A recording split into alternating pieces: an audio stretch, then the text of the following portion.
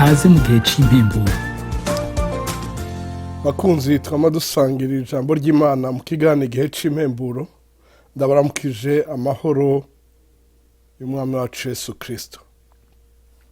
Turasangira ijambo riri mu gitabo ca Zaburi ya 29 umurongo wa 11.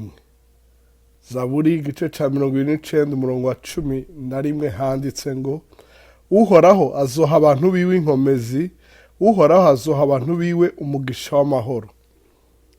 Mukundwa uriko uradukurikira, namwe mwese mudukurikira muri benshi, ndakwifurije kwakira isezerano. Aho ukeneye inkomezi hose, inkomezi z'uburyo bwose, Uhoraho azoha abantu biwe inkomezi. Kandi nawe uri muri abo.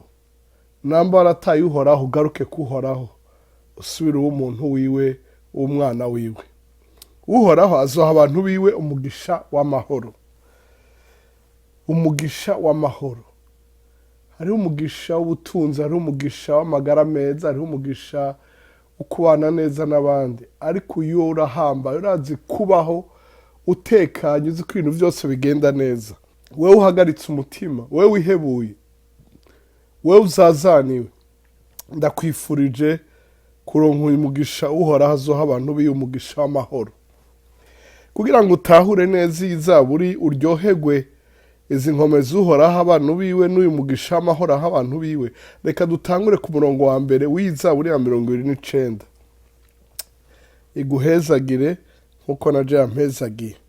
Ni Zaburi ya Dawidi ivuga ngo: mwaturire Uhoraho yemwe bana b'Imana, mwaturire Uhoraho ko afise icubahiro n'inkomezi. Uyu Uhoraho azoguha inkomezi, azogwa kuza afise.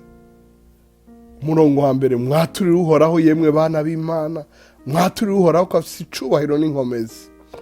Muhe Uhoraho icubahiro kibereye izina ryiwe, musenge Uhoraho mushajije n'ukwera. Ijwi ry'Uhoraho rihindira hejuru y'amazi, Imana y'icubahiro ihindisha inkuba. Niwe Uhoraho ahindishiriza inkuba hejuru y'amazi menshi. Ijwi ry'Uhoraho rifise inkomezi, ijwi ry'Uhoraho ryuzuye igitinyiro. Ijwi ry'Uhoraho risatura ibiti vy'amasederi. Mbere Uhoraho asatagura amasederi y'i Lebanoni, ayakinisha amatavu nk'inyana.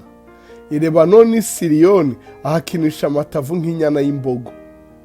Ijwi ry'Uhoraho rishwaza ibirimi vy'umuriro. Ijwi ry'Uhoraho rinyiganyiza ubugaragwa. Uhoraho anyiganyiza ubugaragwa bw'i Kadeshi. Ijwi ry'Uhoraho riramburuza impongokazi, kandi rigakokora ikibira. Kandi mu rusengero rwiwe vyose bikavuga biti icubahiro kibi cawe. Uhoraho yaravyagiye hejuru ya wa mwuzure, ni koko Uhoraho avyagiye ahangamye ibihe bidashira. Uyu bavuze ahambaye mu cubahiro n'igitinyiro, uyu bavuze afise ijwi rihambaye rikomeye riteye ubwoba, rinyiganyiza ivyo vyose bavuze haruguru. Uyu niwe azoha abantu biwe inkomezi, uyu niwe azoha abantu biwe umugisha w'amahoro. Uhoraho aguhezagire, Uhoraho akugire neza, akwambike inkomezi ukeneye, ugubwe neza, aho uremerewe uremeshwe, aho wihebuye agushoboze gusubira kurema. Uhoraho aguhe umugisha uwo yiteguye guha abantu biwe. Urakoze kudutega yombi, urakoze gusangiza abandi ubutumwa bwiza. Imana iguhezagire, wewe n'abawe mbere no mu vyawe, muragahezagirwa ibihe byose.